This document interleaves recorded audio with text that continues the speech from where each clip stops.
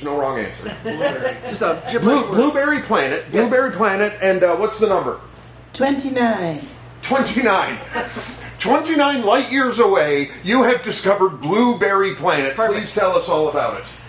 Good evening, and thank you for coming to my scientific presentation. This was too good to wait for an actual convention of scientists. I needed to just start shouting it from the mountaintops. I have discovered a new planet.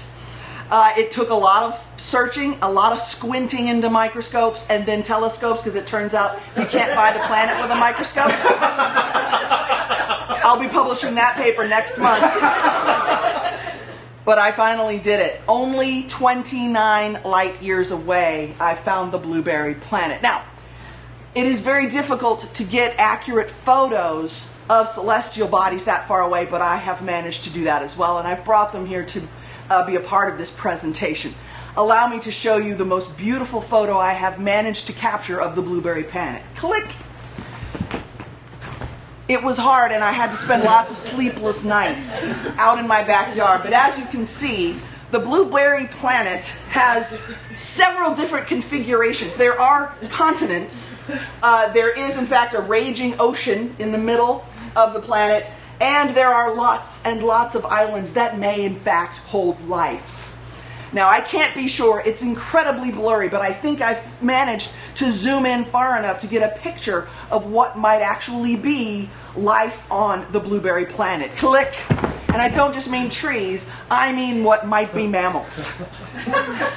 As you can see, they're very skittish, and any movement startles them, which is why it is very hard to capture them on film of any kind. But there is clearly a predator and prey kind of system going on there. But let's move out a little bit, because of course the Blueberry Planet also has its own natural satellites. Click!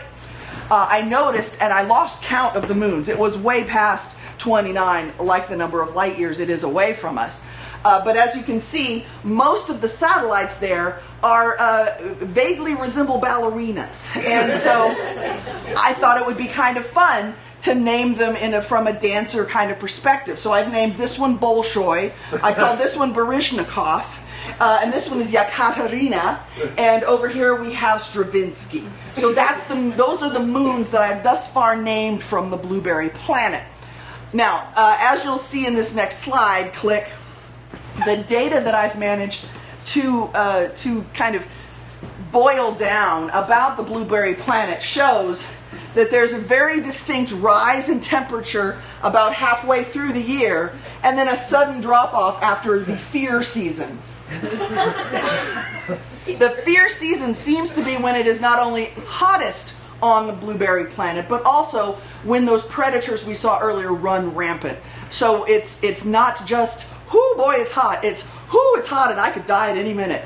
And it's an interesting dynamic that it creates on the planet. Now, the final thing that I want to make sure that you are aware of before I publish my paper, landing me as a landmark scientist who has discovered a planet only 29 light years away, and that is that it turns out that there not only is there intelligent life on the Blueberry Planet, they have retail. Click.